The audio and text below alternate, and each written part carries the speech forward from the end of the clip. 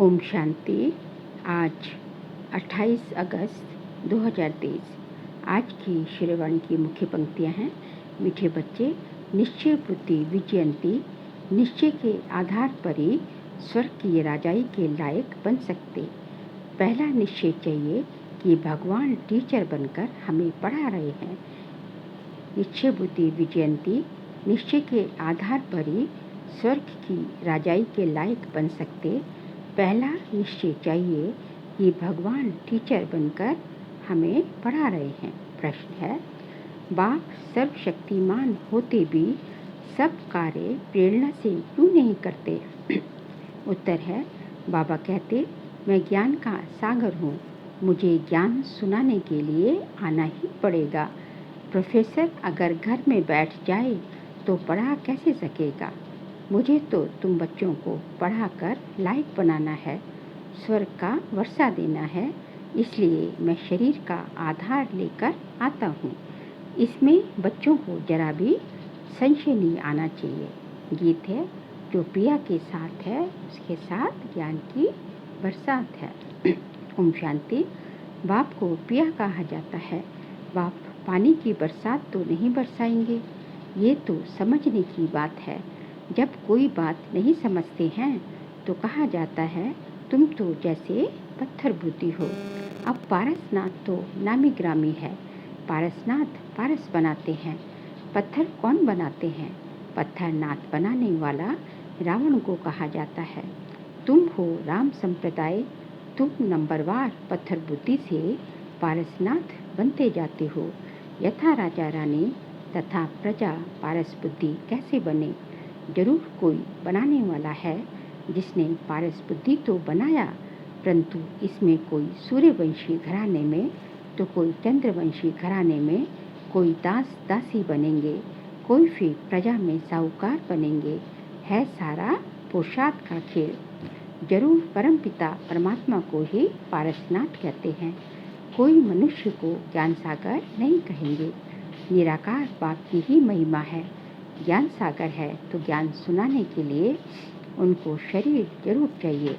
जो संस्कार ले जाते हैं उस अनुसार कर्म करने के लिए शरीर तो चाहिए ना। वह तो है निराकार परमपिता परमात्मा, उनकी बड़ी भारी महिमा है। सबका बाप एक निराकार, परंतु वह भी तो आत्मा है ना। आत्मा ही ऑर्गन्स द्वारा कहती है, ये मेरे बच्चे हैं, हम आत्मा हैं और वो क्या है? परमात्मा है। बाबा ने समझाया है, मनुष्य ब्राह्मणों को खिलाते हैं, उनमें आत्मा को बुलाते हैं, फिर उनसे पूछते हैं। अच्छा, ना भी पूछें, ब्राह्मण तो खिलाते हैं ना। समझो किसका पति मर जाता तो कहते हैं, मैं पति का श्राद्ध खिलाती हूँ। अच्छा, तुम्हारा पति तो मर गया, फिर किसको बुलाएगी? आत्मा को व शरीर को। समझ की बात है ना। जरूर आत्मा को बुलाएंगी ना, शरीर तो खत्म हो गया। ब्राह्मण को खिलाते हैं, गोया ब्राह्मण में प्रवेश कर आत्मा खाती है। अब क्या सबूत है जो मर गया उसकी आत्मा आती है? आती तो जरूर है। आत्मा आकर बोलती है। उनसे पूछते हैं, फलानी चीज कहाँ रखी है, तो बतलाती भी है। तो जरूर समझते हैं कि हम पति की आत्मा को खिलाती हैं। पति की आत्मा को माथा टेकती है, ब्राह्मण को नहीं देखते। जैसे कि पति के नाम रूप को देखकर माथा टेकते हैं, वह नाम रूप तो भस्म हो गया तो वह शरीर भी याद आता है। ब्राह्मणों में आत्मा आती है, दूसरे की आत्मा आई है, यह महसूस होता है। अब आत्मा आई तो जरूर विश्वास रखना पड़ता है ना। तुम बच्चों को भी समझाया जाता है कि परमपिता परमात्मा है निराकार, उनको अपना शरीर नहीं है तो वर्षा कैसे दें? तो जरूर शरीर का आधार लेना पड़े। पहले तो बरोबर निश्चय चाहिए कि परमपिता परमात्मा है, वह इन द्वारा वर्षा देने आया है। प्रेरणा से तो नहीं देंगे, उनको तो आकर पढ़ाना है। ज्ञान सागर है ना, ये समझने की बातें हैं। जिसकी तकदीर में भविष्य ऊंच प्रारब्ध नहीं है तो वे समझ नहीं सकेंगे। इनकी आत्मा कहती है, कि मैं ज्ञान सागर नहीं हूँ। वह परमपिता परमात्मा कहते हैं, मैं ज्ञान का सागर हूँ, परंतु मैं निराकार ऊपर से बैठ प्रेरणा से कैसे पढ़ाऊँ? ऐसे तो कभी पढ़ाई होती नहीं। प्रोफेसर घर बैठ जाए तो प्रेरणा से पढ़ा सकेंगे क्या? जरूर स्कूल में आना पड़े ना। परमपिता परमात्मा भी घर में रहकर तो नहीं पढ़ाएंगे ना। प्रेरणा से चित्र थोड़े ही समझाया जाता है। ये चित्र भी शिव बाबा ने निकलवाया है, फिर खुद ही आकर समझाते हैं कि मैंने ही निकलवाए हैं। ये ब्रह्मा तो जानता ही नहीं था। मैंने बच्चों को दिव्य दृष्टि देकर बनवाए हैं। करण करावनहार बाप है। पहले बाप समझाते हैं कि मैं हूँ तुम आत्माओं का बाप, नहीं तो तुम आत्माओं को वर्षा कैसे मिले? मंदिर भी बरोबर है, इनकी आत्मा का मंदिर है, बाकी सब जीवात्माओं के मंदिर हैं। क्योंकि जीवात्मा जन्म मरण में आती है, परमात्मा नहीं आता, तो उनका रूप निराकार ही रखा है। तो बाबा कहते हैं, मैं भी सीख रहा हूँ। अब इसमें प्रेरणा व शक्ति की तो बात ही नहीं। अगर कोई कहे कि शक्ति आती है तो वर्षा कैसे मिलेगा? ये बाप तो कहते हैं, मैं तुम्हें राजयोग सिखलाता हूँ। भगवान वाच है तो जरूर शरीर में आना पड़े। ऐसे नहीं कि इनमें शक्ति है। यहाँ तो पढ़ाई की बात है। मैं तुम्हारा बाप हूँ, फिर मुझे टीचर भी बनना पड़े। सबको प्रेरणा कैसे दूँ? फिर तो सबको एक जैसा पढ़ाना पड़े। ये तो राजधानी स्थापन हो रही है।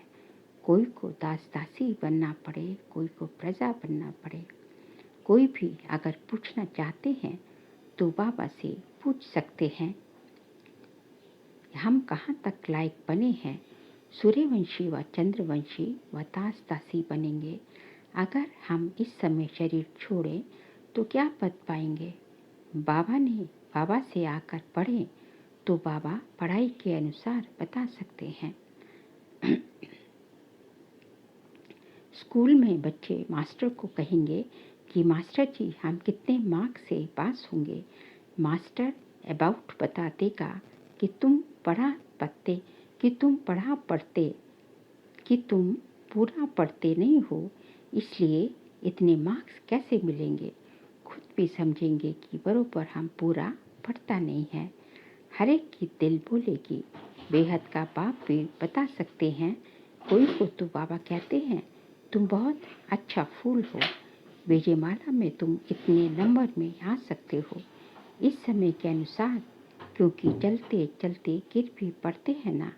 बाबा के बहुत बच्चे देखो आज है नहीं, क्योंकि श्रीमत पर ना चले और काम के वश व देह अभिमान के वश हो गए। कोई लोभ मोह के वश हो गए। माया ऐसी है जो चोरी भी करा देती है। ये सब माया कराती है। कहते हैं ना, ये कक का चोर सो लक का चोर। आगे बाबा ने कहा, कोई कोई में बुरी आदतें होती हैं, कोई में काम की आदत तो होती तो ये भागा, वह यहाँ ठहर न सके। लोभवश चोरी भी कर लेते हैं, माया चोरी कराती है। माया की प्रविष्टता है ना। पहले नंबर देह अभिमान को छोड़ते नहीं। बाबा कहते हैं, अपने को आत्मा निश्चय करो। आत्मा इमॉर्टल है, शरीर मॉर्टल है। तुम देही अभिमानी बनो। कोई तो 2-3 मास में देही अभिमानी बन जाते हैं, कोई फिर 25 वर्ष में भी नहीं बनते। एक ही कोर्स बहुत बड़ा है जो 50-60 वर्ष चलता है। पढ़ाई के कोर्स और पढ़ाने वाले टीचर को न जाना तो क्या पढ़ेगा क्या? इस बाबा को जानने से तो शिव बाबा को भी जाने, जिसके साथ बुद्धि युग लगाना है। हमें विश्व का मालिक बनना है, सो कोई मनुष्य तो नहीं बनाएंगे। जब तक निश्चय नहीं हुआ तब तक गोया कुछ भी नहीं समझा। 20-25 वर्ष वालों को भी पूरा निश्चय नहीं बैठा है। हिलते रहते हैं, अभी अभी निश्चय, अभी अभी संशय। बाबा समझाते हैं, तुम गॉडफादर कहते हो तो तुम आत्माएं उनके बच्चे ठहरे। वह तुम्हारा बाप है। सब लिखो कि हाँ, हमारा एक वही गॉडफादर है। फादर से वर्षा मिलता है, स्वर्ग की राजधानी का। तो जरूर राजयोग सिखाया होगा ना, बाप ही सिखाएंगे। जब तक बाप पर पूरा निश्चय नहीं तो समझो वह स्वर्ग के लायक नहीं। बाप को ही नहीं जानते तो वर्षा कैसे पाएंगे। बाप तो आते हैं वर्षा देने, परंतु लेते नहीं, क्योंकि भाग्य में नहीं है।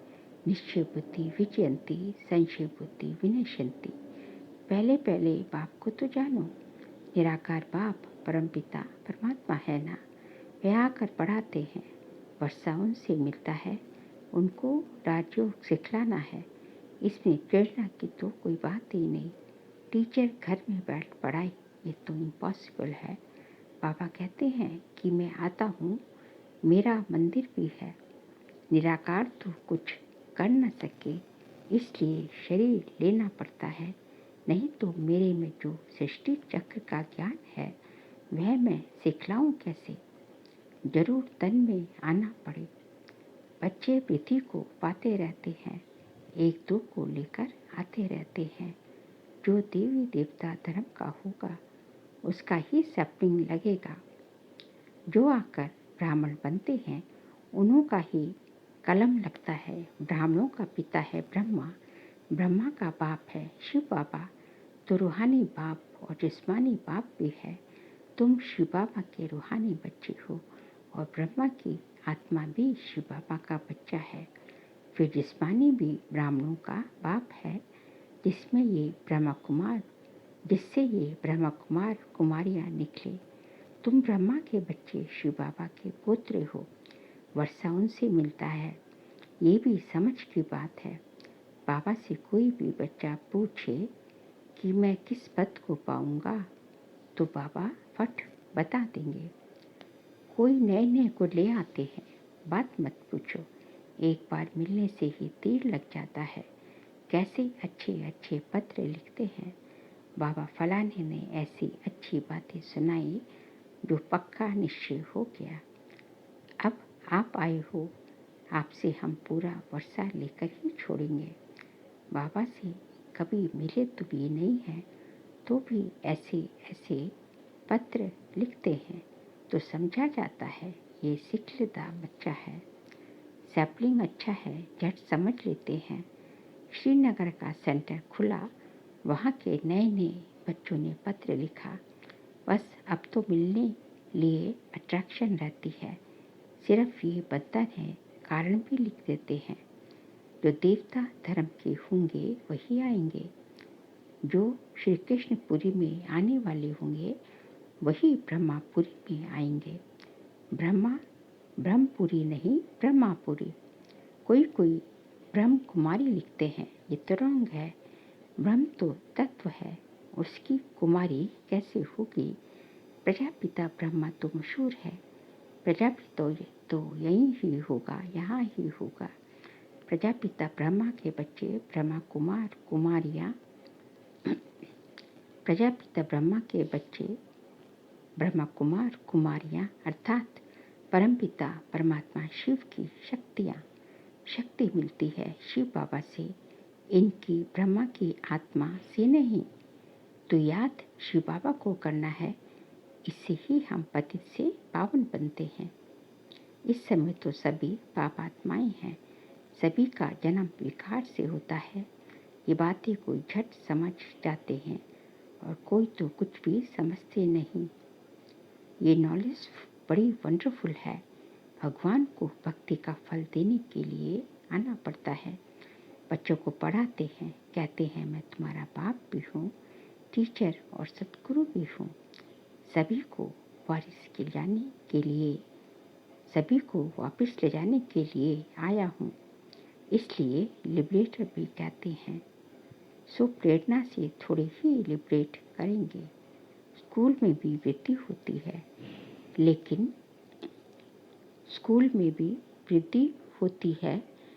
लेकिन टीचर ये भगवान ये बाप जो है, तुम्हारा बाप भी है, टीचर भी और सतगुरु भी है।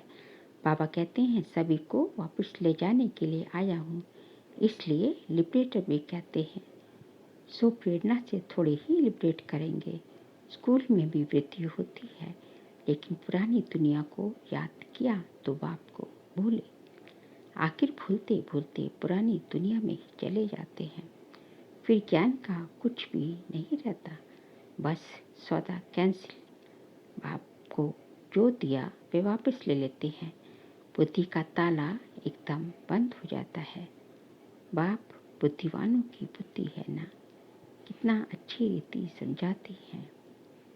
सुनने वालों के नैन चैन से ही मालूम पड़ जाता है इनको कहाँ तक धारणा होती है। ऊंच पद पा सकेंगे व नहीं, बाबा झट समझ जाते हैं कि ये समझने वाला है या नहीं, या बुद्धि योग कहाँ भटकता रहता है। नब्ज देखी जाती है, नब्ज देखने वाला भी होशियार चाहिए।